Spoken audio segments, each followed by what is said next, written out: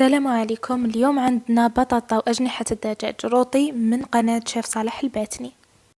للتتبيلة ديري نص مغرفة صغيرة مطارد، نص مغرفة صغيرة هريسة، 2 مغارف كبار خل، عصير نص ليمونة ومغرفة كبيرة عسل، معدنوس مقطع، علبة ياغورت ناتور، ثوم مهرس، ملح، زنجبيل، فلفل كحل، راس الحانوت، عكري، كركم، كاري الدجاج، 4 مغارف كبار زيت. خلطيهم مليح ومن بعد لوحي فيهم الأجنحة نتاوعك تاع الدجاج بعد ما تكوني درتي فيهم ثقوب بالموس.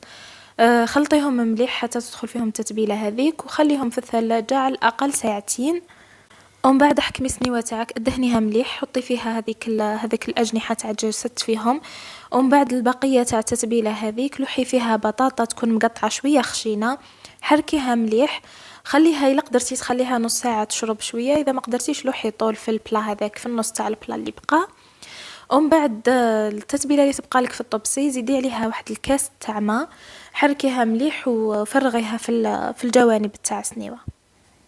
غطي السنيوه مليح بورق الطهي ومن بعد زيدي عليه ورق الالومنيوم ودخليها الفرن تطيب على 180 درجه، تدي لك واحد الساعه حتى لساعه ونص. ومن بعد نحي لها الغطاء وخليها تشرب شويه هذيك لاصوص، شعلي لها من تحت برك، خليها تشرب شويه واحد ربع ساعه. ومن بعد شعلي لها من الفوق تتحمر، تدي تحميره على الوجه. جو بزاف بنان، كي البطاطا كي الجنحه. يعطيك الصحه صاحب الوصفه، نتلاقاو في فيديو اخرى باذن الله.